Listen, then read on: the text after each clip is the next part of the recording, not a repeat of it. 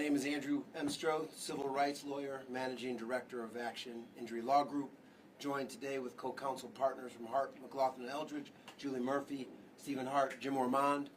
We also have the family of Isaac Goodlow with us today, Bonnie Pegram, Kenitha Barnes, and Isaac Goodlow Jr. Today is the one-year anniversary of the tragic, unjustified, and fatal shooting of Isaac Goodlow III by an officer of the Carroll Stream Police Department. 1 year ago today, we witnessed on video with this family the violent actions of the Carroll Stream Police Department. We saw them break into Isaac's apartment. We saw them break into Isaac's room. We saw them go in a military-style mission with a ballistic shield, guns drawn. And what happened is those officers did not respect the sanctity of life, and they shot Isaac within moments in his own bedroom. Within seconds, the officers shot, and Isaac didn't have a chance. We've watched the video. They entered the apartment without probable cause. They entered the apartment without a warrant. They entered the apartment without consent. And what they did was they shot an unarmed black man in the heart, killing him. Since that day, this family has mourned the loss of their beloved son and brother. I remember the family sharing with us stories about Isaac, affectionately known as Nunu, and how he was an old soul, and how he was Bonnie's best friend, and the walks they used to take. Now, a year later, the family of Isaac Goodlow is still awaiting answers. It took over 3 months for us to even learn the names of the officers involved in this tragic and unjustified shooting. We're still waiting for answers in the traditional discovery process. We are still waiting to question and depose and interrogate the officers who fatally shot their son and brother. Rather than advancing the litigation, this process has been delayed, it's been frustrated by the Village of Carroll Stream and their legal counsel. What's really worth noting is recently we received a report marked confidential of the internal investigation by the Carroll Stream Police Department. It was heavily redacted. We are demanding that this new report is taken off the redactions and it's shared with us. It's a report that the public needs to see, this family deserves to see, and we need to see it in the context of this discovery. What's tragic is Isaac Goodlow should be with us today. He should be listening to Marvin Gaye and the Isley Brothers, or playing cards with his mom. Instead, we're here, and this family is fighting for accountability. This family is fighting for some level of justice, and this family is fighting so that it doesn't happen to another family. Bonnie and Kenitha were just sharing, it seems like this happened just yesterday. Well, it was a year ago, and they're still waiting for answers. Now I want to turn it over to my co-counsel partner, Stephen Hart. Good afternoon, everyone. My name is Stephen Hart, H-A-R-T, with the law firm of Hart, McLaughlin, and Eldridge. We have had the pleasure and honor of representing Isaac Goodlow's family for a year now. And I can tell you that the more I spend time with these folks, the more I understand the depths of their pain and anguish. They are great people who cared about their son and brother. They didn't ask for this to happen, and it didn't need to happen. And what they fear every day, and what they feel every day, not only is the loss of their beloved Isaac, but that this is going to be swept under the rug, that he's going to be forgotten, that Isaac is just going to be another statistic for Carroll Stream and for the state of Illinois. And they fight and struggle to make sure that doesn't happen. And so that's why we're in federal court fighting for these good folks. They want some measure of justice, and they're left wanting for it now. What have we seen in this litigation so far? Well, what we've seen is we filed a complaint literally within weeks of the unjustified shooting of an unharmed man in his own bedroom. We required them to preserve all of their evidence, all of their information, all of their investigation, all of the physical evidence. And thank God we did. Because just today, we were able to depose a technician scientist from the Illinois State Police Crime Lab, who concluded in his report just provided to us that the narrative that the Carroll Stream Police Department would ask the public to believe is 100% false. The suggestion that Isaac had something to do with his murder is 100% false. What they did was test his shirt that he was wearing that day. It was Jurassic Park black t-shirt. He died of one bullet directly to his heart. And they tested that t-shirt to determine if there was any gunshot residue on it. And what that would prove, if there was gunshot residue on the shirt, what they wanted to prove was that somehow Isaac was charging the police officer or in close proximity to the police officer, which would allow him to use excessive force. But that's not what the physical forensic evidence showed. What that evidence showed was there was no gunshot residue on his t-shirt. None. Zero. They found no proof, no scientific proof to verify the suggestions that the officer is making and the village of Carroll Stream is making. And so the truth is coming out little by little, trickle by trickle. And we're going to pursue that truth on behalf of this family until they receive justice, until there's some accountability in this case. And that's our pledge to this wonderful family. And what's shocking is that there's just this callousness that we feel that we're up against. They don't seem to value the loss and tragedy that's occurred here at their own hands.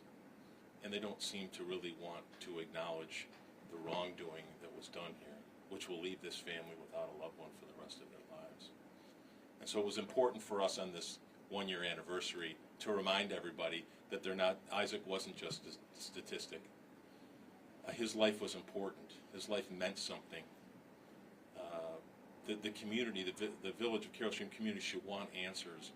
And so on behalf of the family, they want to make sure that people don't forget what took place and that we try to make sure that it doesn't happen again.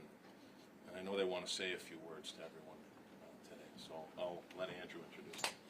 So first is Kenitha Barnes, sister of Isaac Goodlow III. I don't have much to say because we just want justice. We need Carroll Stream Police Department held accountable for what they did to Isaac. It feels like yesterday that it happened because we haven't got the answers that we need.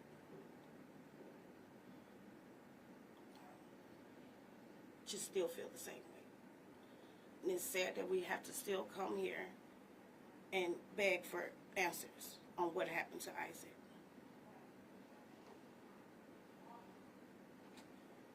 Now, Bonnie, Isaac's mom, is going to say a couple words as well. It feel like, I know today is made a year that my son passed away, but it seemed like 3 months to me that it just happened. And it's sad that we have to go through this knowing what they have done and they can't come to agreement and let them know that what they had did is wrong. It's sad that I have to, every day, every night, I go through pain. It hurts. I can't sleep sometimes. I stays in my bed because it hurt. I don't be going to get out of my bed because I'm grieving over my son. That's all. Do you have any questions for the family? I do. Can you Bonnie? Go ahead, slide from the mics. Go ahead. Hi, I'm Ms. Tanita. Mr. Bonnie. I'm Hi. Nate from Fox 32. I know it came up last year that the state's attorney's office decided not to charge the officer involved. They claim in their statement that your son moved aggressively towards those officers. My question is, to hear that an officer is not charged, that your son was unarmed, how does that make you feel? Devastated, traumatized, like everything you could think of. I knew it wasn't true because I know Isaac. And I knew it wasn't true because when we seen the video, when they first showed us the video, he was laying in the bed asleep. He wasn't nowhere near the door or none of that. He was laying in his bed asleep. When the gun went off, he was laying in the bed asleep. That was the first video that they showed. And they showed something different to the public that they wanted to show. They wanted to show something different. They didn't show that first video that they showed his family. Can you tell me what you miss most about Isaac? I miss him giving me big kisses, and Mom cooked me mac and cheese and frog legs. I miss him playing cards with him. I talk. I miss him coming knocking on the door, asking me to fix him breakfast. I just miss him so much.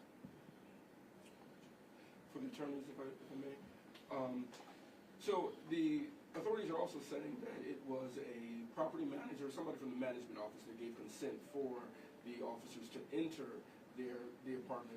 Has there been some type of legal action towards them for that? Can you speak to that at all? Yeah, thank you for asking that question. So on the early morning hours of February 3rd, they reached out to building management, who then got a superintendent to open up the door with a key.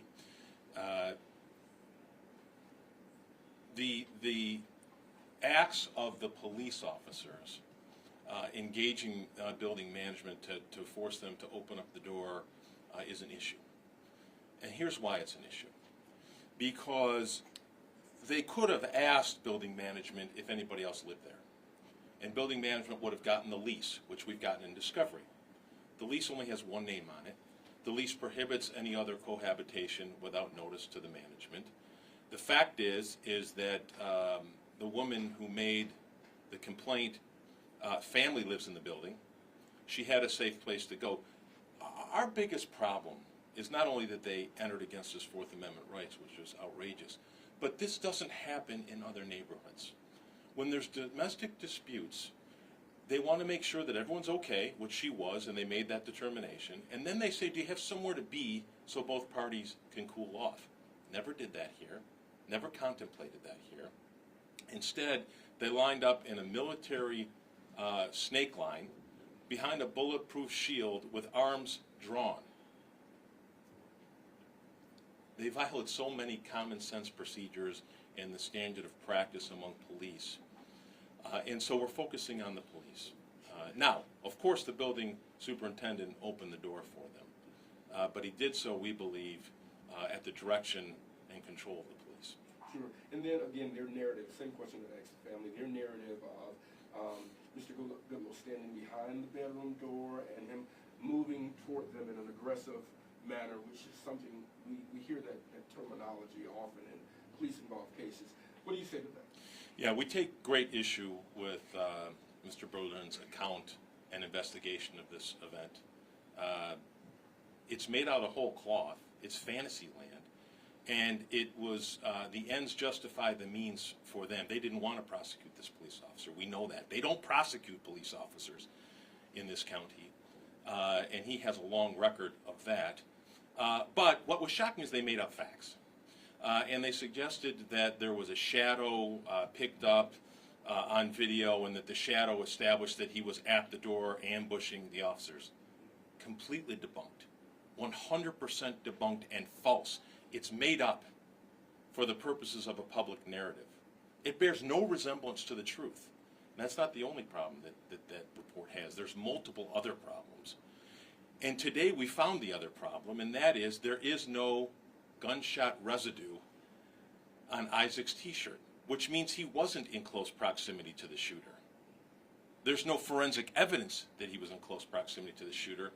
And call it coincidence or happenstance or fortuitous, the body-worn camera that was worn by the lead officer who shot and killed Isaac with one bullet to the heart, body-worn camera was completely obscured by the ballistic shield.